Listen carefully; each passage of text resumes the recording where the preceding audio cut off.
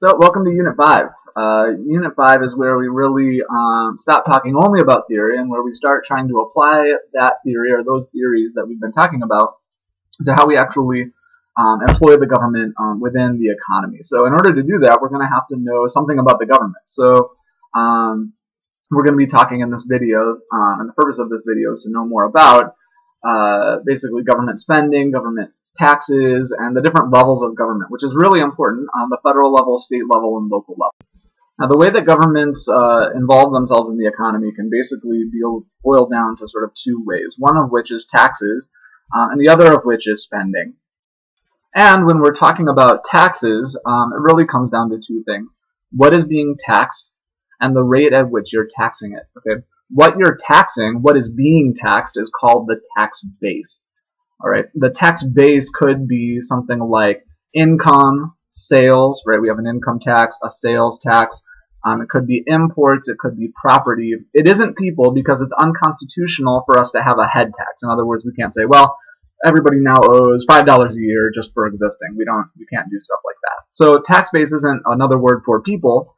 Tax base is another word for how much income everybody has, or the value of property. But that's the tax base. And then there's the tax rate. So, you could collect a higher amount of taxes if you have a lower tax rate but a higher tax base.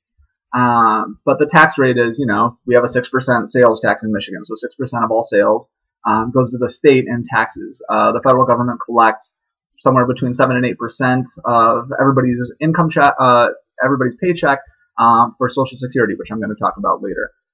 But that's the tax rate.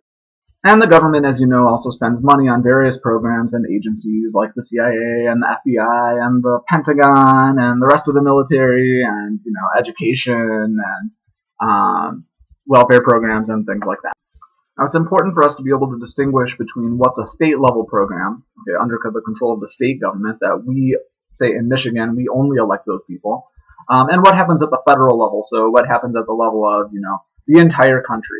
So that's, the U.S. Congress and the President of the United States.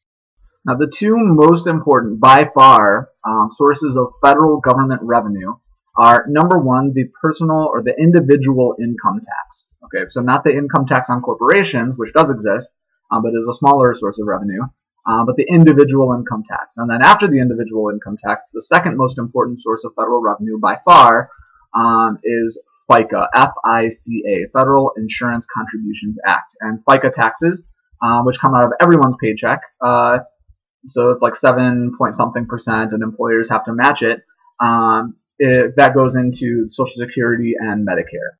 Federal spending falls into two important categories.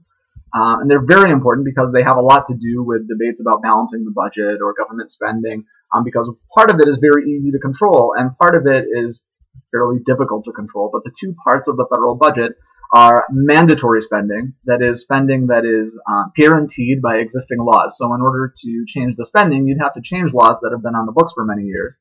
And then on the other hand, there's discretionary spending. So spending that government planners have some discretion over how to spend. And you might be surprised about what falls into these two categories. Now, mandatory spending is generally what we think of as entitlements. Okay, so most mandatory spending is entitlements. So here we're talking about things like Social Security, which is for the most part an old age pension for seniors. So once you turn 65 and you're retired, then you can start collecting Social Security. And it also includes things like Medicare, which is not actual provision of medical services, but is our health insurance program for the elderly. So again, when you turn 65, you can start collecting Medicare, which provides you with health insurance. And that's for elderly people. And then there's Medicaid, which is not for the elderly, generally speaking, but for those who otherwise can't afford medical care for whatever reason. So Medicare is for the elderly. Medicaid, generally speaking, is for the poor. It's important to make that distinction between those two programs. Discretionary spending includes pretty much everything else. So this is defense. Believe it or not, defense, military spending is not mandatory. Okay, the government could spend $0 on that. And they wouldn't be breaking any laws or the Constitution or anything like that. But that's discretionary spending, as well as all the federal agencies and other kinds of federal programs. So, the agriculture subsidies and education aid to local or to states, and the CIA, the FBI, the IRS, all their like administrative budgets. That's all discretionary spending. Now, moving to state and local governments. Okay, state and local governments constitutionally have, in some ways, very different roles from the federal government. So it is important to be able to distinguish between those things. Plus, the level of government at which everything happens is sort of a big debate as well. So some people don't think the federal government should spend any money on education because they're sort of too far away from the states and unique distinctions among the states to be able to make good policy for everyone all at once. And other people think the federal government should spend far more on education because they can sort of equalize differences between people, or we have to have one national policy or something like that. But that's a big debate too. So it's important not just to know what the federal government does, but what also the state governments do and the local government. Now, state and local governments spend money on a lot of the same things. So really, education is mostly in the state and local sphere. So it's not mostly a federal thing. But they're the ones who fund the public education system for the most part, public universities. Okay, there's also state and local police, local fire, local governments do elections. So all of that spending is state and local. Highways, roads, okay, prisons, hospitals, enforcing various kinds of environmental regulations at the state and local level. The DNR and the Department of Environmental Quality, all that stuff is state and local spending. And there's a lot of overlap, so it's not necessary to go into a lot of the very specific distinctions there, but that's the kind of stuff state and local governments spend money on. They do, however, derive their tax revenue from very different sources. So state governments, generally speaking, have two major sources of tax revenue that are different from the federal sources of tax revenue in some ways. But the most important two are income tax and sales tax. Okay, so Michigan has both. Most states have both. But some states have no income tax, like Texas or Florida or South Dakota. And some states have no sales tax at all.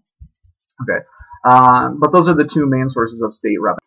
Local governments, on the other hand, derive the vast majority of their tax revenue from property taxes. So basically, they have a tax assessor go out and figure out how much everybody's property is worth, and your tax based on the value of their property, and that's where local governments get the majority of their revenues. Although most local governments throughout most states also get a significant portion from the state government as sort of local aid, usually for education or something like that. One extremely important point about policy that we're going to sort of consider going forward is that unlike the federal government, which can issue bonds, or local governments, they can issue bonds too, as we're sort of painfully learning with Detroit. State governments, all except Vermont, so 49 states, practically all of the states, have made it constitutionally illegal for them to run a deficit. They have to have a balanced budget. Okay, that has important implications for policy making that we're going to talk about. But 49 states, most states, have to have a balanced budget. Now, this is a big, complicated area, right? State and federal governments have a lot more taxes than we've talked about, and they spend money on a lot more things than we've talked about specifically. So it might still benefit you to look into this a little bit yourself. Read the book. I can't stress that too much. But basically, this is what I'm going to talk about for those areas.